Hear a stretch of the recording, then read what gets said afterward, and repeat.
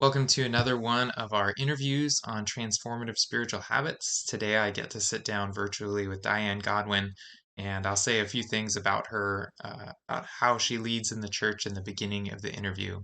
But I just want to remind us that we're doing these interviews in order to encourage each of us to adopt a transformative spiritual habit in 2021, so that as a congregation, we are continuing to engage with Jesus and the life that he's given us.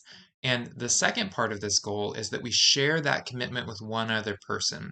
And that person can be our spouse, it can be our roommate, it can be our children, it can be our parents, or it can be somebody in a discipleship group or a small group or just a friend we reach out to. And the purpose of this connecting and sharing this commitment is so that we can just check in with one another and say, hey, this is how it's going for me. I'm finding life here, or I'm really struggling with this.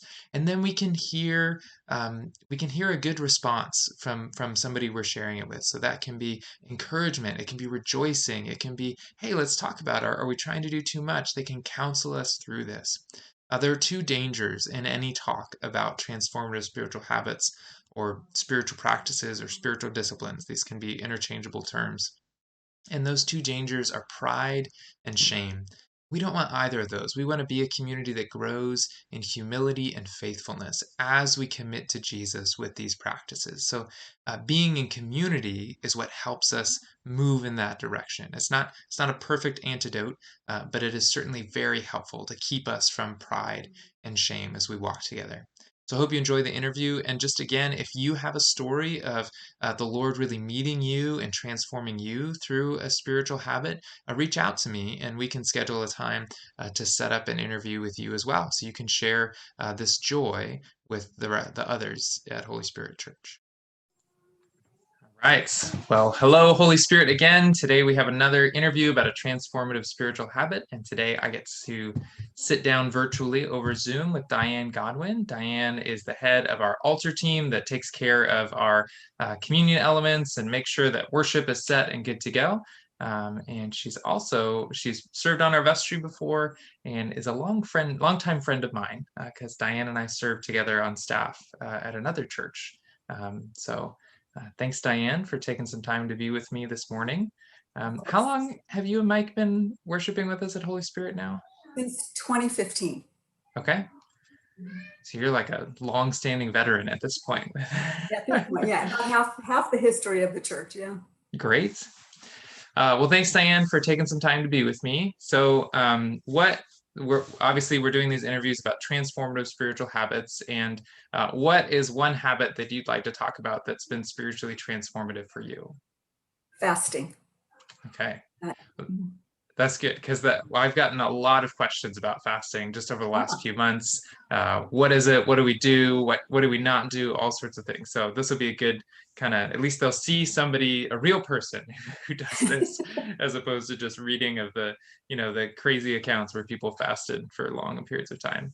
So how did you first learn about fasting? How did you kind of get interested in eventually adopting it as a habit?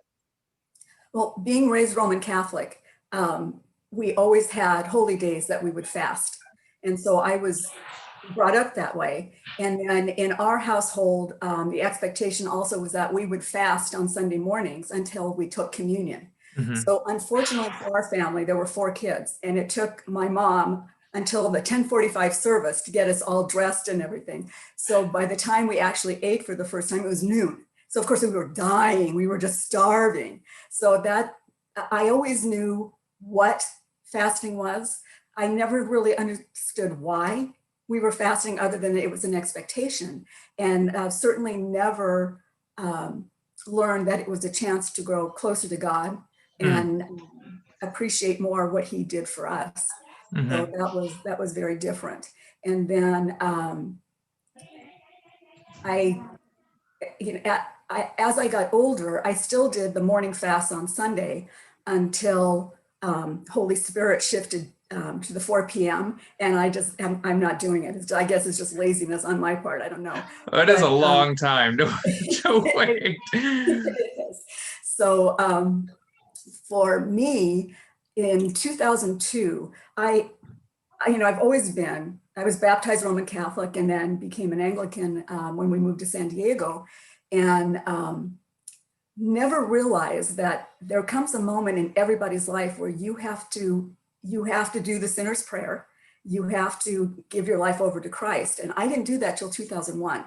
Mm. So in 2002, I started training to be a Stephen minister, which is a lay ministry where we give one-on-one pastoral care for someone who's going through some kind of a crisis or dilemma. And we augment the priest, but we don't take the place of the priest. And it's always been my favorite ministry that I've ever done. I miss it a lot. And so after we finished training, one of our friends said, they're offering teaching for Order of St. Luke, and I think we should take it because it's going to help us learn to pray with our care receivers. So the sheep that I am, I'm thinking, okay, that sounds good. So we go to the first session, there's 3 of us, and realize that we're actually delving into the healing miracles of Jesus. And I'm sitting there thinking, I'm supposed to heal people? This is not for me. And then they also said, and at the end of each session, we're going to break into 2s and we're going to pray with each other. And I'm thinking, no. As a Roman Catholic, I had an arsenal of memorized prayer, but extemporaneous prayer, it was so out of my wheelhouse that I was scared to death and feeling so inadequate. And I'm thinking, this is not for me. So in the parking lot afterwards, the 3 of us are getting together. And the girl who said this was such a great idea said, I'm not coming back. I don't like what they're saying. I'm not coming back. So I had just met Gail Proder through Stephen Ministry. So she was raised Roman Catholic in Canada. So her experience was the same as mine. And I said, what do you think? And she goes, I don't know. I said, well, let's come back next week. Let's see.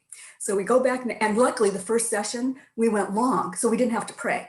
So we're thinking, so same thing happened the second time. We went long and didn't pray. So Gail says, well, what do you think? And I said, you know what? Let's give it a 3rd try and see. So we do it the 3rd time, and I'm still really, really uncomfortable. But I wasn't quite ready to say no yet. And I don't remember why I thought it was a good idea to do a 3-day fast or where that came from. But I did a 3-day fast on Friday, Saturday, and Sunday. And for me, fasting is giving up food. So I go with liquids. And in my younger day, I would do just clear liquids, but eventually I added a latte because it had a little milk fat from the cream. Yeah. And now I will do a protein drink, just Okay. like over-the-counter protein drinks. And so I did the 3-day fast, and God was so good to me that every single day, between radio things I was listening to, news programs, people I was talking to, it was all about healing. Everything was about healing. And that Sunday happened to be the bishop's visit, and his entire sermon was on healing. So I said, I get it. I get it, God. I'm supposed to stay. So I called Gail and I said, I'm staying. I feel called to stay. And fortunately for me, had God not done that for me that weekend, the following class session, something happened with one of the other participants, and we had to jump to demonic prayer.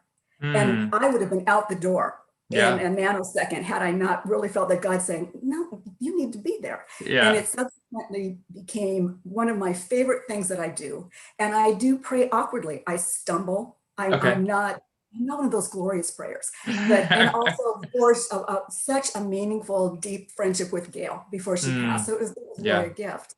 So now if I'm faced with a decision that I'm wrestling with, or something's going on that I just need some help with, I will do a 3-day fast. And That's sometimes great. he answers, and sometimes he doesn't. Sometimes it's just an opportunity to draw closer to him. And initially, when you get the little bit of hunger pain, you feel kind of sorry for yourself, and then you realize, oh, well, this is an opportunity to pray. And then suddenly it changed for me. And when I would get a hunger pain or feel really uncomfortable, I would think of Jesus hanging on that cross, being scourged and flogged and in intense pain and nailed to that cross and ridiculed and humiliated, and thinking what he went through for us. And it's such an opportunity to be so humbled and so grateful. So that's really something. Yeah, I really appreciate it. And I think even at the end reflection, that's in some way bringing it back to the church year. You started by talking about like this was something that in the Roman Catholic tradition, you just did. You had fast days and things, and I think that is something that I've tried to inhabit a little bit more, is that the church year kind of gives us this way of kind of, hey, there are great days, and then there's like, okay, there are days when I need to fast and things. Yeah. But even I think, as we're getting ready or going into the season of Lent here, where so much our minds are oriented towards Good Friday and Easter Sunday, to be able to have this discipline, which really grabs us bodily and draws us into that experience, is great. Yeah. Yeah, thanks for sharing that. So I think you've shared a little bit, but the next question is, so what does it look like to fast? And I think um, this is where a lot of people, I think they have some inkling that like it's supposed to be a spiritual thing that draws me closer to God. And I really appreciate you talking about that. But then they're like, but what do I do? Or what do I not do? So Diane, what does it look like for you to fast? For me, if I'm doing the 3-day fast, it's just abstaining from food. Okay. And normally for me, by the middle of the second day, there's no more hunger. I'm good. And after that second day, I could go for quite a while, except that it freaks Mike out because, and I'm thinking clearly I have stored fat storage that I can take advantage. I'm not going to starve to death within 3 days, that's for sure. Other times, if something is going on and we're called to fast for one day, that's easy for me. During Lent, when I was still on Facebook, I would give Facebook up for Lent. And it was through Holy Spirit, actually, that I realized that fasting was more than just not eating. That you can give up lots of things and still be fasting. Yeah. So in our society, I think now one of the hardest things to give up is social media. And Yeah. to let go, because and you don't realize how often you're reaching for that tablet or your phone. And you have to stop yourself because it's second nature. And to give it up again, you're uncomfortable because you're thinking, what am I missing? What's going on? What am I missing? Yeah. And you have to kind of turn to the Lord and let him fill that void that you've been filling with that kind of stuff. Giving up just one thing. Like if you are, like Mike loves big gulps. So giving up big gulps for a day is a challenge. Just anything that you find that has become really important to you, to give it up for a short time is still fasting. Yeah.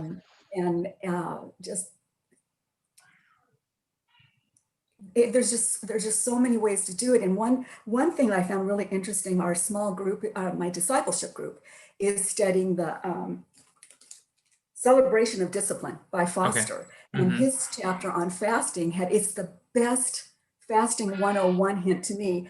You start fasting after dinner one day, and then you eat dinner the next day. Yeah. So a third of the time you're fasting, you're sleeping. So that's, it's pretty good. Yeah. Yeah. I thought that was interesting to me. Yeah. I think the next question is, how do you recommend somebody starts? But that is how I haven't been a fasting champ or a fasting pro. It's something that I only started doing as a habit, I think maybe 2 years ago, as a spiritual discipline. And I've kind of gone that route where I'm like, okay, I'm a 101 level faster. So I'm going to eat dinner, and then I'm just going to, I'll eat dinner the next day, but going through the day.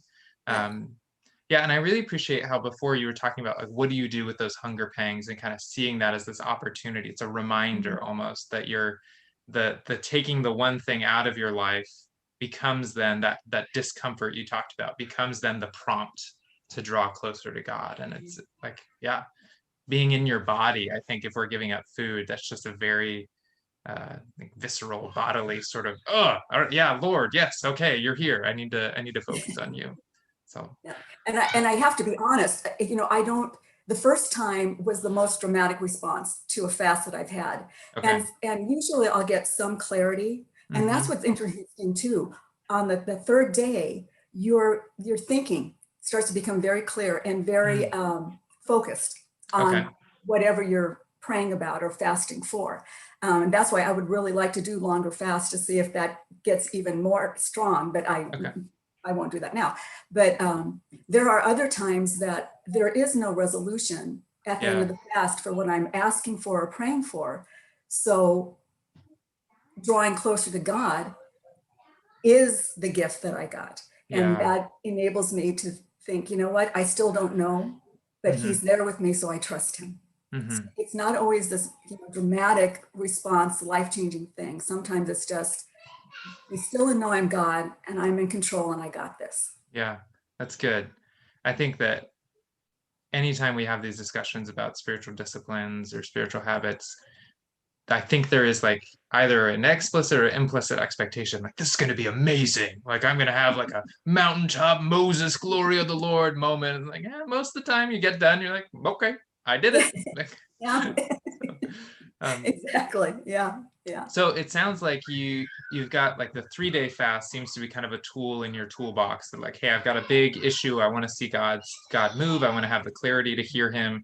So you do a 3 day fast. It sounds like a 1 day fast for you has tended to be, the church is calling for a fast or a fast day. Um, and then it sounded like the Sunday was like a regular fast. So it sounds like it can be any of these. It could be like an ad hoc thing, it can be a church year thing, or it can be, hey, every week I'm going to do this on the same day, or every. So I'm just trying to clarify the frequency question there. Yeah. So Yeah, I think it's because it is a personal thing, mm-hmm. you get to make it what is going to be meaningful to you, and somebody Yeah, else's type of fast is not going to be for you. It's not going to, and for people with health concerns, they cannot fast from food. It's just not yeah, possible with medication needs and everything else. So, but it's always easy to find something that's taking up more time than we realize, and that's the thing to let go okay, of. You want yeah, to give up something that you're going to feel the loss of. yeah, I mean, one Lent, I was working in a dental office and we're all talking about what we're giving up for Lent. So my boss says, "Oh, well, I'm giving up candy bars." And I said, "I've worked with you for 3 years. I've never seen you eat candy bars." She goes, "Oh, well, I don't." And I thought, okay, here, this is not working. And here's why. yeah. Oh, good stuff. So, if somebody is they hear this interview, they watch the interview, they go, all right, I want to do it. I want to fast. How would you recommend they start? What are some first steps they should take on the road to adopting this spiritual habit? Certainly ascertain if your health allows you to do a food fast. And if it doesn't, find something else. And, like in a lot of different things, start small. Okay. Start giving up something for the morning, or, something for the evening. Um, uh, Multiple days brings further clarity a lot of the times. And also be specific on why you are fasting at that time. Is there an issue? Or again, like you said, is this something that you want to do recurring Mm-hmm. as one of your spiritual disciplines? I think with fasting, there's no right or wrong way. Okay. You choose what you give up, and you choose for how long. And as long as you're dedicating it to the Lord, he will honor that, and you will feel that closeness. Great. Thanks, Diane. And if Mhm. people have more questions or just want a companion for this journey, are you willing for them to reach out to you and chat with you? Of course. Yeah. Yeah. Great. All right. Well, thank you very much, Diane. I Welcome. really appreciate your ministry among us, and you're just such an amazing person and a model for me of the Christian life. And so to be able to kind of do this and bring you in some way in front of our church and be like, look at Diane, she's so great. Oh Thank you yeah. for this opportunity. So, You're welcome. all right.